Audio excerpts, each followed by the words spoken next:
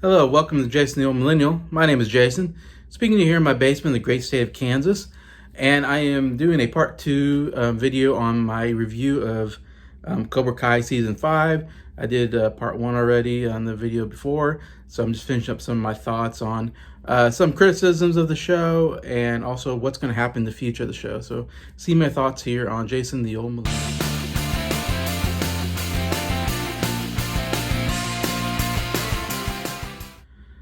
Hello everybody, welcome to part two. Still Saturday afternoon here. I was going to do this all in one video, but it kind of turned out after I kind of talked about all the good things about the show, I kind of ran out of time anyway. So there's some other notes that I wrote down that I wanted to get through.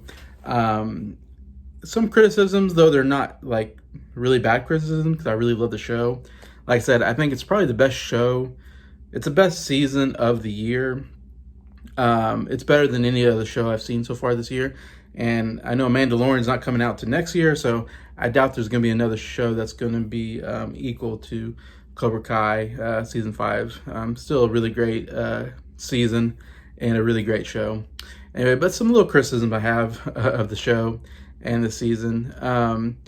I really don't like the LaRusso family. That's the first thing I put down is like, the LaRusso family drives me crazy. Especially Sam, the daughter. Daniel's daughter, Sam. She always infuriates me during every season. It seems like she's always making these decisions, and she's always a jerk sometimes to people, to her father, to Tori, to whatever. And she does come around to being forgiving at the end of the season, but there are parts where I'm like, everything seems to be going okay, and then it's like, Sam, you just ruined everything. Like, why do you ruin everything? But the LaRusso family, I mean, Anthony doesn't do a whole lot this season. He was terrible the last season. He's kind of coming around to being just kind of a neutral character, I guess. Don't hate him, don't love him. Daniel himself always makes so many stupid decisions. And he lets Terry Silver play him so easily. Like at that charity party thing he has at Silver's house. And Silver somehow gets him to ruin his wife's reputation. I don't know. It was like, Daniel, so stupid. Why do you let Silver do that to you? I don't know. He always makes dumb decisions. And of course, the whole show in itself is kind of dumb in the sense, and I love the show, but it's kind of dumb in the sense that everything is so, it makes it act like karate so serious of a thing, and these dojos and like the territories. And Daniel's so bent on trying to destroy Cobra Kai that it's like, who really cares in real life? Like, who really cares? Like, it's not that big of a deal. Your youth is just such a small part of your life. Then you grow up and you move on, get a job, get married, have a family, get a career. Who cares about karate, But they make karate sound like such a big deal. Like, it's like these gang warfares or something like that in the valley of wherever they are in California. Anyways, but Daniel just, I don't know, throughout the whole show, I would say I've never really liked Daniel. He's kind of a jerk at times. He is not a really good husband at times. I mean, he is putting so much into karate instead of his car business. You really ever see him selling cars in this season like he does in other seasons. And yeah, and his wife, he's kind of neglected to his wife at times and to his children. I don't know. It's just, I know, it's just, I don't care for that character. I almost wish he wasn't in it, but he has to be because he's a big part of the Karate Kid. He is the Karate Kid. I'm much more interested in Johnny's storyline, his whole character arc, than I am in Daniel and his family. So I'm always like more Johnny and Miguel and even Robbie, all that. I enjoy all that. Just anything that deals with Daniel and his family, I'm just like, this is just a terrible family. This season, again, you have a lot of marriage drama, which I hate all the marriage drama. It seems like every season, Amanda's like, gets mad at Daniel and like threatens to leave him or something, or they have a split a little bit. And this season, they have another marriage trouble, and they split up a little bit for like a episode or two. Seems like it happens now every season. I'm getting kind of tired of that. It's like either Amanda, you got to be with the show and buy into the craziness. It's like everybody buys into the craziness except for the one character is like, wait a minute, this is crazy. And it's like, well, yeah, but everybody buys into it except for you, Amanda. I think that's her name. Why is that one character kind of see all the craziness and everybody kind of buys into it? It just feels weird. Like, why aren't you buying into it also? Either buy into it or everybody thinks it's crazy. Also, Miguel, Sam, that whole drama that goes with their relationship. They're off again. They have this whole on again, off again relationship throughout the series, of course. And I don't care for any of the teenage romances or the drama that they go through. I mean, I don't care for teenage drama myself, so I don't watch shows or movies with teenage drama. I try to stay out of that. I'm more interested in more adult relationships and what goes on with that, the complications of that. Because who cares about your, like, it's like I had girlfriends in high school. They lasted a couple months. It was over. You know, who cares? They're just like these, you know, very small part of your life, and they really were insignificant to your life. You know, it's nice to have a girlfriend, but I mean, you're not real serious until later in life, and then you get married and all that. But yeah, we have this more Sam. I just gotta find myself kind of thing. Like she seems like she did that last season too. And I'm like, Miguel, just go find another girl. Sam's not the only girl out there. There's a lot of other girls you can get. Like, who cares about Sam? But anyways, that's my opinion about it. It's funny at the beginning of the season, they did this whole Miguel going to Mexico looking for his father.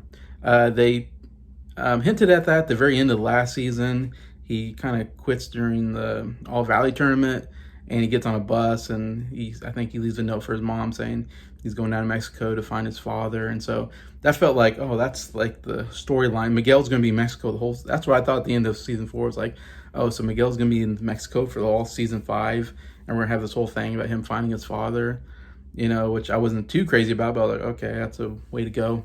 Well, he takes about 2 episodes, I want to say, and then he realizes he finds his father, realizes that he's not a good guy. He seems to be like a gangster, does unlawful things in Mexico. And so he finds him, and they have a couple moments together, I guess. They go to a bar, a bar that has MMA fighting in it.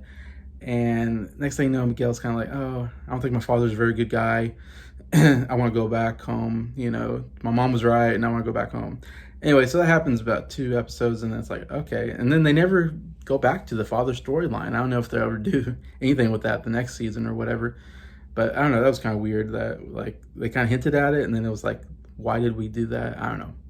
I do like the Australian surfer tourist robbers, though. I did enjoy that part of the episode.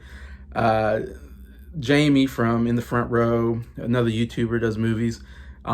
She loves Cobra Kai, and she did her kind of review of the first episode, which had the Australians. And I said, like, man, Jamie, what's going on with the Australians? The Australians don't look good in this show.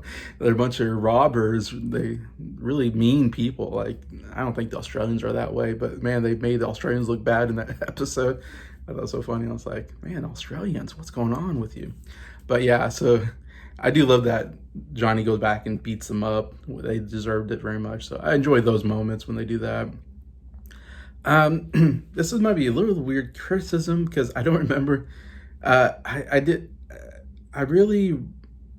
was apparent to me how many F words they were using throughout the show. I was like, did they use F word in the other seasons? They probably did, and I forgot, I guess. Did they use that many F words?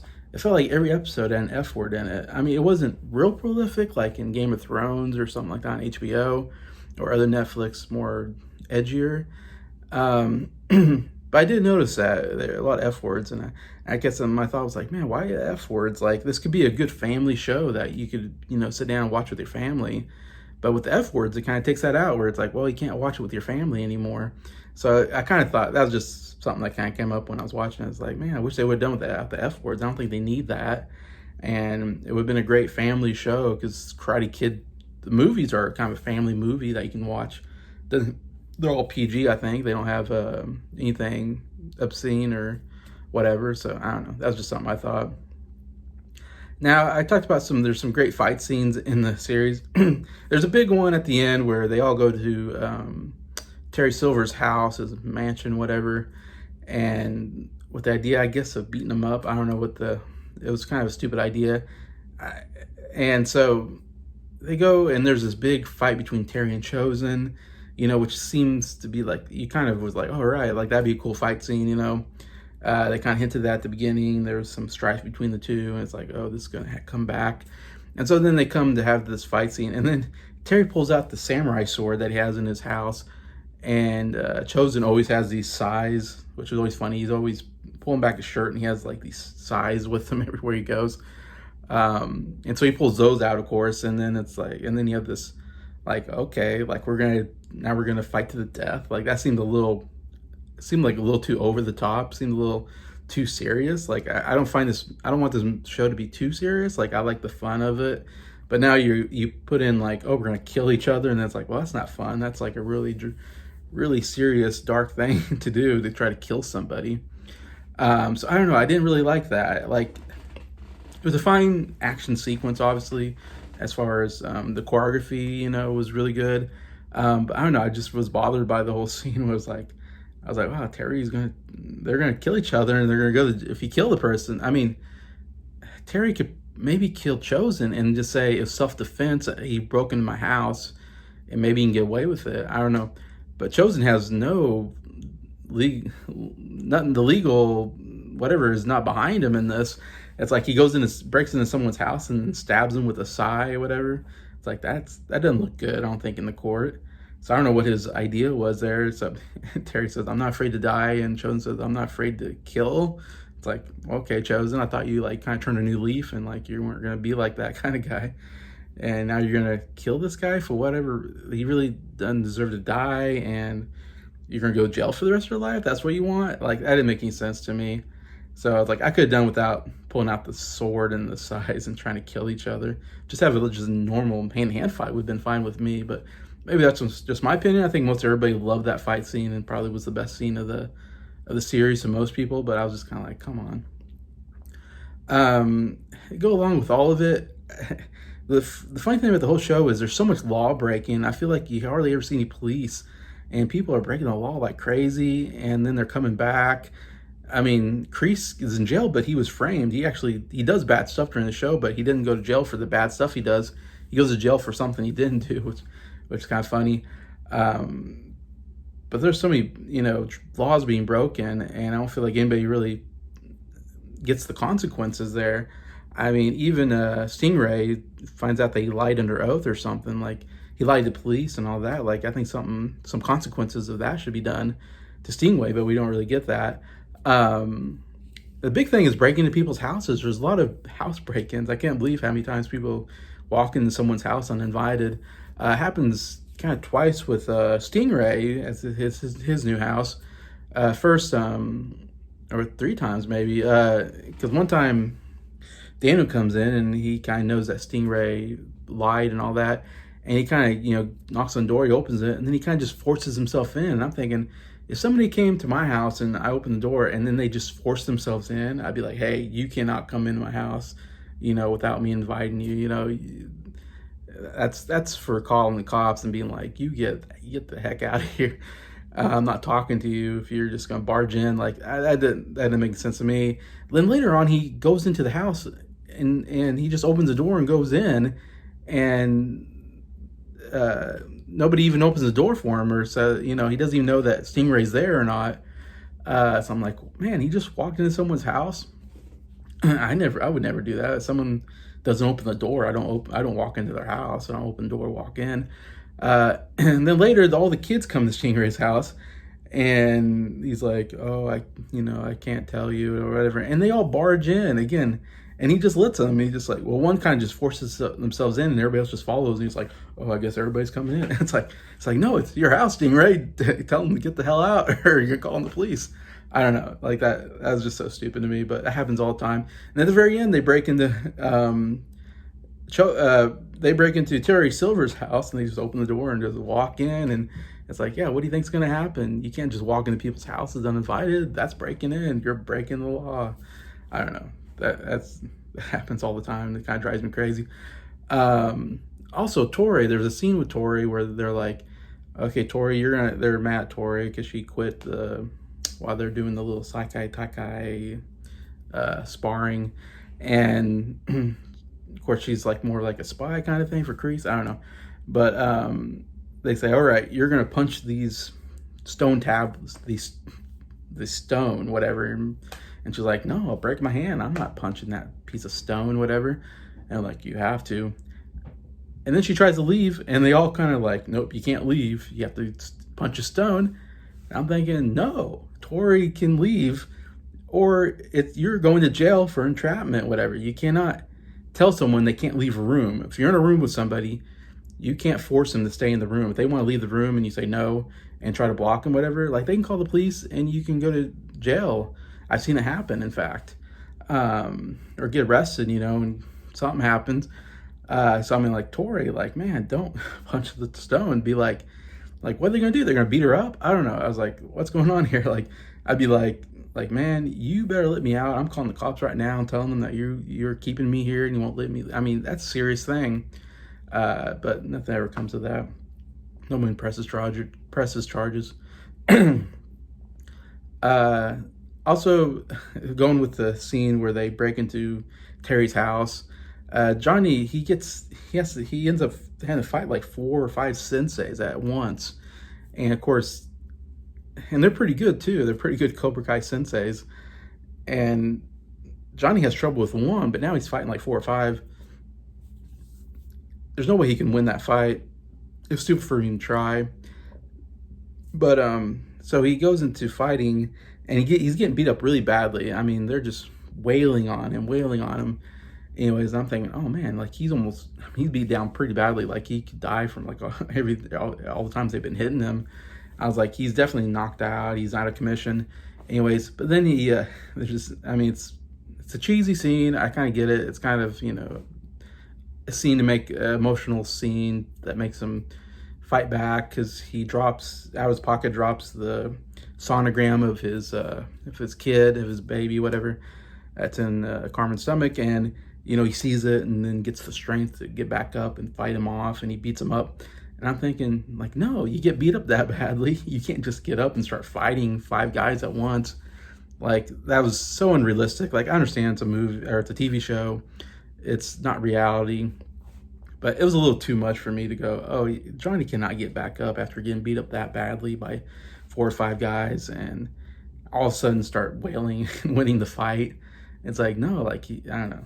That was a little much to me, but again, it comes a cheesy reaction. It sometimes comes a little bit of a cheesy action, which I like a lot of the times. Sometimes it's a little too much out of reality. And the only other thing I'll say is that, I said I'm saying a lot of criticisms, but I love the show. Overall, show was really great. One of my favorite shows. And probably my 2 favorite characters are Hawk and Dimitri. And one thing I thought was like, I would like more Hawk and Dimitri in this season. I didn't feel like I got enough of them. Like last season, I feel like we got a lot of Hawk and Dimitri, and they had some of the best moments in season 4, especially Hawk. Hawk had a really great season. Season 4. Season 5, he didn't have so much a good season. In fact, Dimitri hardly gets any fights, and he's actually proved himself to be a pretty good fighter.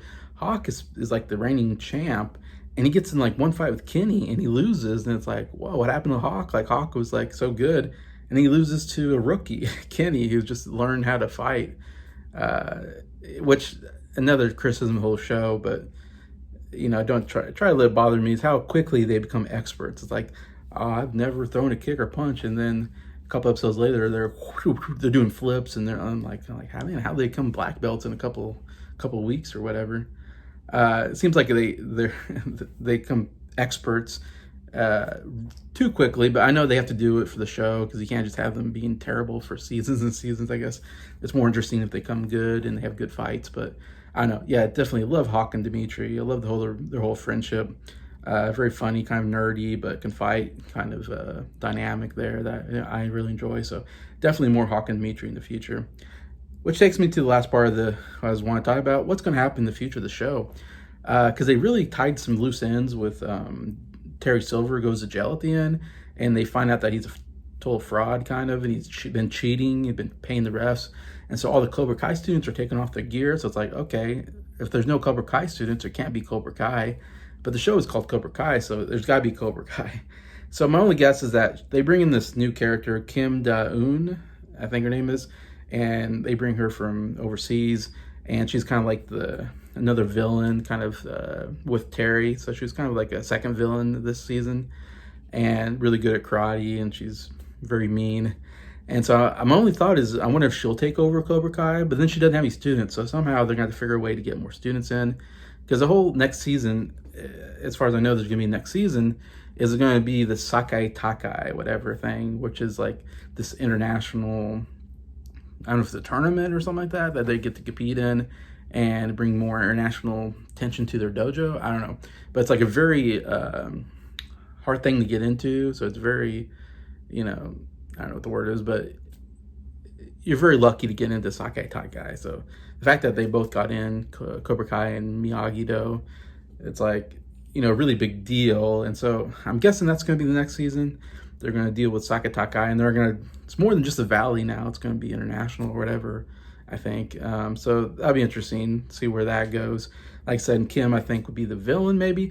Terry, I don't know what they're going to do with him. He could come back. He's rich. Maybe his lawyers get him out of jail and he comes back in some capacity. Or I'd love to see him back, though, even if it's just him in jail and then go visit him in jail, Definitely love to see that character some more. I'm not sure what's going to happen there. Kreese is out of jail, so I don't know what they're going to do with Kreese, because he's a wanted, he's a what do you call it? He's a wanted man, he's a fugitive. So, I mean, there's not much he can do as a fugitive, I would think. He can't take over Cobra Kai again. So I don't know what they're going to do with Kreese. Something's going to happen there. We'll see. The only character I'd love to see come in that hadn't come in yet is Hilary Swank, who was in the next Karate Kid. I feel like that's the last big character from the Karate Kid franchise. That would really be a cool surprise to see her come in. I don't know. I haven't heard any talks of her coming in, but if they can get her to come in season 6, that would be awesome. And I also love to see more Kimiko. Kimiko and Chosen seem to have a thing going on there. And she was in season, I think, 3 or something. So I'd love to see more of that character as well. So we'll see. But it'd be interesting. From what I've heard, season 6 might be the last season. I don't know. We'll see. I'm not sure where they can go with the show. They seem like they've done quite a bit. Like I said, they've tied a lot of loose ends where I'm like, what more can we do with the show? What more do we need to do with the show? I don't know. We'll see. The showrunners have done so well so far. Maybe they can come up with more ideas and what to do with the characters. I feel like the characters should be out of high school. So what's going to happen? I want to see a spinoff of like Hawk and Dimitri going to college maybe and just follow them. That's my idea. Like, I'd love to see a good spinoff there. But anyways, that's my idea. So that's enough. My review here, Cobra Kai season 5. Thanks for watching, and hopefully watch part 1 before this, because I did spoil everything. But thank you to all of my subscribers for supporting the channel. I appreciate you all. Have a good day.